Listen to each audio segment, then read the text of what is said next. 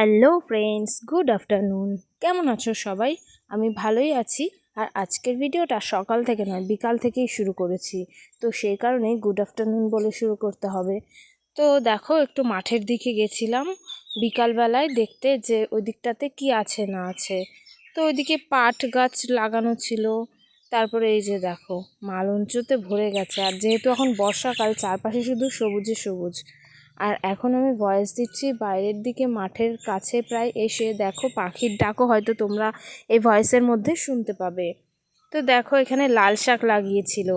তো তাই বলছিলাম যে দেখে মনে হচ্ছে ফাঁকা ফাঁকা, কিন্তু ওর মধ্যে লাল শাক লাগানো ছিল। আর এই যে দেখো, এখানে জঙ্গল হয়ে গেছে। আর এই যে ইনি হচ্ছে ওই গোসাই বলে সবাই, নাম ওনার নাম জানি না কি, সুবল গোসাই যাই হোক। উনি ঘাস কাটছিল, ওনাকে একটু তুললাম। আর আমার মা ডাঁটার বীজ নিয়ে গেছে, মানে পুরনো ডাঁটা নিয়ে এসছিল যাতে ডাঁটার বীজটা হয়।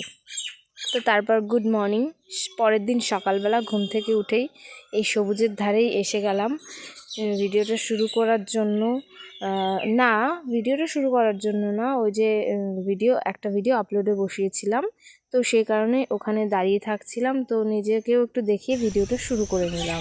তো সেদিনে নিজের ভয়েসে কিছু বলছিলাম না, যার কারণে আর কি পরে ভয়েস দিচ্ছি।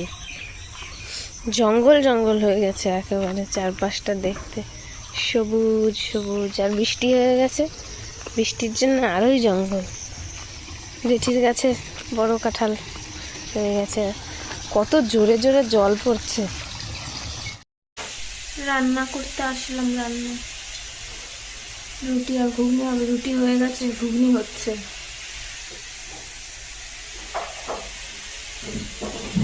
আলু ভাজা, সেদিন আর কি ঘুগনি আর রুটি খাওয়ার ইচ্ছা হচ্ছিল। তো রুটি তো মাই করে, মানে সবই মাই রেডি করে। তো ঘুগনি করার জন্য একটু বসেছিলাম, সব রেডি সেডি করে দেয়, আমি একটু খুন্তিটা নাড়াই, এই আর কি। তো দেখো, আলু ভাজা হচ্ছিল, মটর সেদ্ধ করা হয়ে গেছে, মিক্সিতে মশলাটাও পেস্ট করা হয়ে গেছে।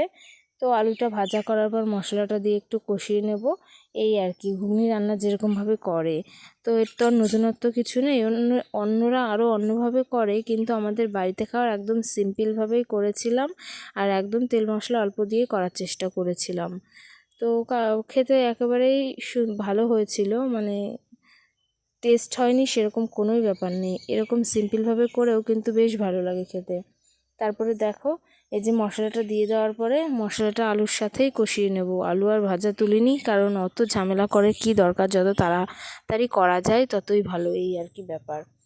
তো তারপরে দেখো, হয়েও গেছে রান্না, হয়ে গেছে রেডি ঘুগনি। সবেই জল দিলাম, আর একটু ফুটলে আর ঠান্ডা হলে বসে যাবে। আর রুটি দিয়ে খাওয়া আমার একটু হালকা পাতলা পাতলাই ভালো লাগে, ঝোল না থাকলে ভালো লাগে না। রুটি, লুচি, পরোটা সব কিছু দিয়েই চলে যাবে, ভালোই গন্ধ বেরাচ্ছে। এরপর আমি খেতে বসে গেছিলাম। দেখো, যে সকালে টিফিনের জন্য এই ঘুগনি রুটিটা কিন্তু বেস্ট। আর সকালে যত হালকা খাবে ততই ভালো। তো তাই আর কি। তারপরে দুপুরবেলা মা আম কেটে রেখেছিল, দু এক টুকরো আমও খেয়ে নিলাম। দুপুরবেলা না, সকালেই, কিন্তু খেয়েছিলাম পরে। একটু বড় হ্যাঁ, ভিডিও। আম কাঠ ভিজে, এটা আম কাঠ? হ্যাঁ, এইখানে যে গাছটা ছিল এটা, হ্যাঁ, থেকে থেকে ভালো হাওয়া আছে, যাই, কিন্তু রোদ্দুর। এখানে একটা চেয়ার নিয়ে এসে বসবো। ঝিম লাগছে, ঘুম ঘুম পাচ্ছে। উঠলামই তো 9টার পরে, 9:20-25 বাজে, প্রায় 9:30। এখন যদি আবার ঘুমাই। তো যাই হোক, এখানে বসে একটু ফোন দেখি। রান্না হবে পাট শাক, না ডাল দিয়ে পাট শাক, মাছের তরকারি হবে, আর ডাল ডাল করব, ভাজা করব। হতে থাক কোন পর্যন্ত কি হয়।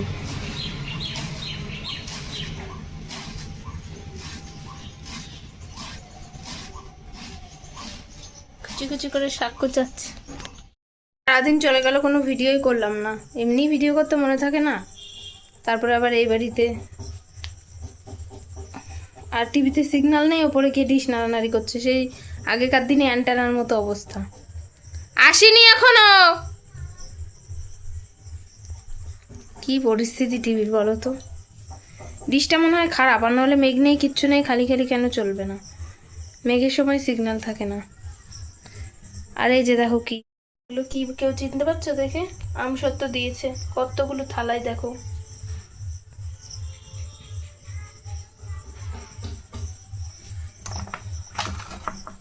এই যে এটা একেবারেই কাঁচা পিঁপড়ে। আসেনি। আর এই যে দেখো আম, দেখতে কত সুন্দর, খেতে অতটা সুন্দর না। মানে খেতে ভালো, কিন্তু পোকা, যেগুলো পোকা না সেগুলো ভালো, পোকাগুলো ভালো না। আর এরপর সন্ধেবেলায় জেঠিদের কাছের কাঁঠাল দিয়েছিল। আমার কাঁঠাল অত একটা ভালো লাগে না, কিন্তু এই কাঁঠালটা বেশ ভালোই লাগছিল। কয়েকটা কোয়া খেলাম, যেহেতু অনেক মিষ্টি ছিল তো খাইনি, কিন্তু খেতে ভালো লাগলেও পরে অনেক প্রবলেম হয়ে যায়। তো টাটা সবাইকে, গুড নাইট, দেখা হচ্ছে নেক্সট ব্লগে।